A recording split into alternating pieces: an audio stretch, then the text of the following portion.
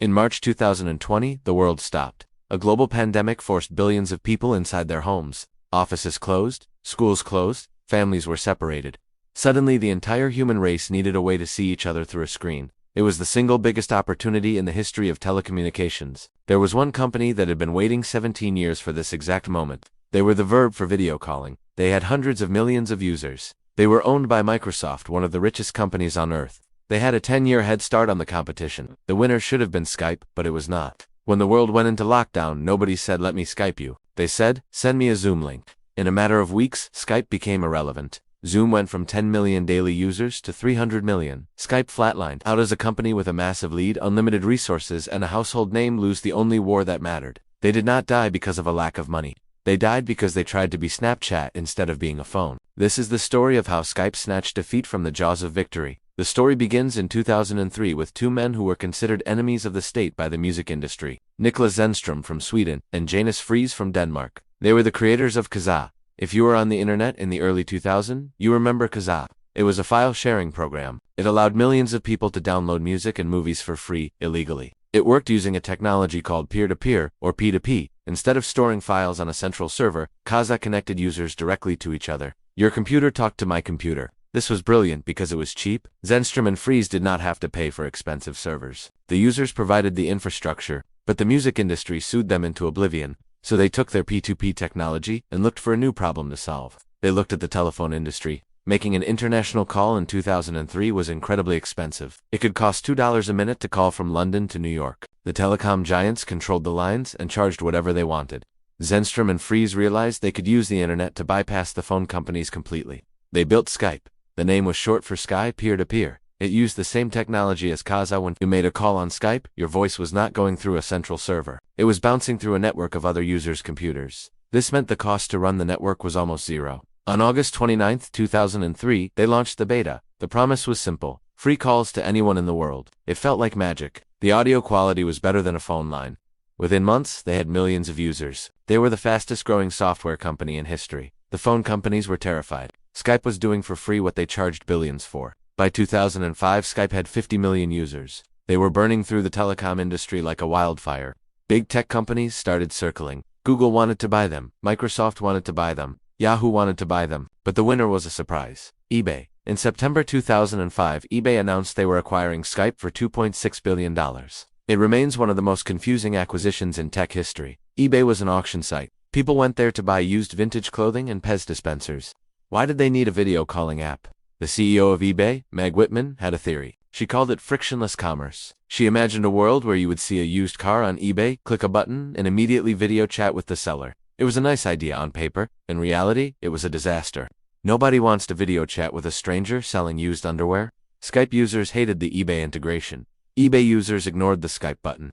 Culturally, it was a war. Skype was run by European rebels who hated rules. eBay was a corporate American giant obsessed with metrics. For 4 years, Skype stagnated. The founders, Zennström and Friis, eventually left. They sued eBay. It was a mess. In 2009, eBay admitted defeat. They sold 70% of Skype to a group of private investors led by Silver Lake. Skype had survived its first bad marriage. But the next one would be even more complicated. In 2011, Skype was back on the market. Google was looking again. Facebook was interested. But Steve Ballmer, the CEO of Microsoft, was determined to win. He saw Skype as the future of communication. He wrote a check for $8.5 billion. It was the largest acquisition in Microsoft history at the time. Critics laughed. They said Microsoft overpaid wildly. Skype was losing money. It had technical problems. But Ballmer saw the potential. Microsoft dominated the office with Word and Excel. If they could own communication, they would own the entire workday. At first, it seemed like a smart move. Microsoft integrated Skype into everything. They killed their own Windows Live Messenger and forced everyone to move to Skype. Suddenly, Skype had hundreds of millions of users by default. It was the standard. If you had a job interview, it was on Skype. If you had a long-distance girlfriend, it was on Skype. The brand became a verb. But underneath the surface, the technology was rotting. Remember how Skype was built on peer-to-peer technology? That was its genius in 2003. But in 2013, it became its curse. The world was shifting to mobile. The iPhone and Android were taking over. Peer-to-peer technology works great on desktop computers plugged into the wall. It is terrible for mobile phones running on batteries. In a P2P network, your device is constantly talking to other devices to keep the network alive. This drains the battery in minutes. Skype on mobile was a nightmare. It would eat your battery even when you were not using it. Calls would drop. Messages would not sync. You would read a message on your phone, and then an hour later your laptop would start beeping with the same notification. It was maddening. Microsoft realized they had to fix this. They had to move Skype from peer-to-peer to the cloud. This meant rebuilding the entire back-end of the service while hundreds of millions of people were using it. It was like trying to change the engine of a Boeing 747 while flying over the Atlantic. The transition took years. From 2013 to 2016, Skype was unreliable. Calls would not connect. Video would freeze. While Microsoft was fixing the plumbing, a new competitor appeared. They did not have any technical debt. They were built for the cloud from day one. In 2011, an engineer named Eric Yuan left Cisco WebEx. He was frustrated. He knew that video conferencing was too complicated. You had to create accounts, you had to download heavy software, you had to accept friend requests. He wanted to build something that just worked. He founded Zoom. His philosophy was simple: video first, friction zero. With Zoom you did not need an account to join a meeting. You just clicked a link. While Skype was forcing you to remember your password and update your software, Zoom just opened. Eric Yuan focused on one thing: reliability. He built an architecture that worked even on bad internet connections. While Skype was adding emojis and stories, Zoom was optimizing video compression. For years, Zoom grew quietly in the corporate world. Nobody noticed. Skype was still the king of personal calling, but Skype was about to make a fatal error in judgment. In 2007, Snapchat was the coolest app in the world. Teenagers loved it. Facebook was copying it. Instagram was copying it. Microsoft looked at Skype and thought, we are boring. We need to be cool like Snapchat. So in June 2017, they launched a massive redesign. It was called the next generation of Skype. They removed a clean, simple interface people used for calling. They replaced it with bright colors, squiggly lines, and a new feature called Highlights. Highlights was a direct copy of Snapchat Stories. They wanted you to post videos of your day to your Skype contacts. Think about that for a second. Who are your Skype contacts? Your boss? Your grandmother? Your interviewers? Nobody wants to share their Friday night party photos with their boss. The users hated it. They revolted. The App Store rating for Skype dropped from 4 stars to 1 star overnight. Users left thousands of angry reviews. They said, we just want to make a call. Why is this so hard? Microsoft had fallen into the classic trap. They tried to make a utility app into a social network. A utility is like a hammer. You want it to be sturdy and reliable. You do not want your hammer to have a social feed.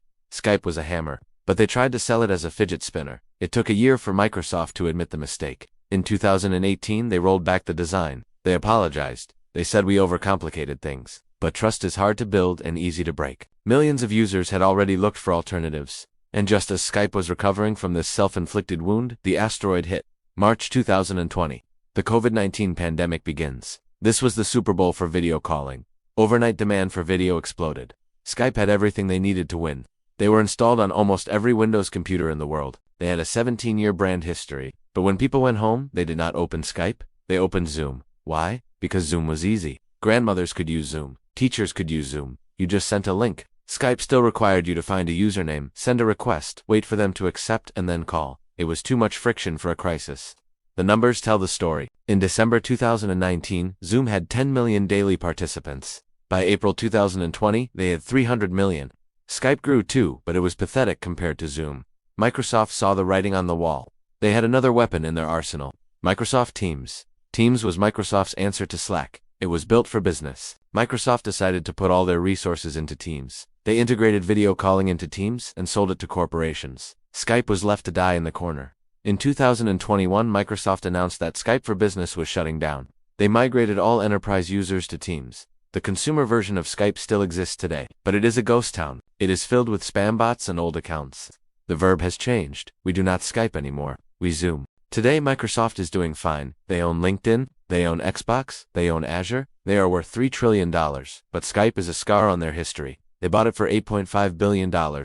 They spent billions more trying to fix it. And in the end, they lost the market to a startup founded by one guy who just wanted video to work. The tragedy of Skype is not that they were beaten by a better company, it is that they beat themselves. Here are the 3 lessons from their collapse. Lesson 1, do not confuse your product with your feature. Skype thought their product was the social network. They thought the value was the list of friends you had on the app. That is why they tried to copy, but their product was not the network. Their product was the call. It was a utility. When you are a utility, reliability is the only feature that matters. People do not care if their water company has a cool logo. They care if the water comes out of the tap. Skype focused on being cool and forgot to be reliable. Lesson 2, technical debt collects interest. Skype was built on peer-to-peer technology. It worked great in 2003, but it was obsolete by 2013. Microsoft waited too long to fix the foundation. They spent years patching the leaks instead of rebuilding the ship. Because they were slow to move to the cloud, they delivered a terrible mobile experience for 5 critical years. That gave WhatsApp, FaceTime, and Zoom the opening they needed. If your foundation is rotten, the house will eventually fall no matter how much paint you put on the walls. Lesson 3. Friction is the enemy of adoption. The main reason Zoom won was the link, that simple blue URL. You could send it to anyone, and they were in the meeting in 10 seconds. Skype held on to the old model of accounts and friend requests. They created gates. In the internet age, every extra click costs you 20% of your users. Zoom removed the gates. Skype kept them locked. Skype had the world in its pocket. They had the name, they had the money. But in the end, they proved that being first does not matter if you forget why people loved you in the first place. They stopped listening to the user and started listening to their own marketing department, and the world hung up.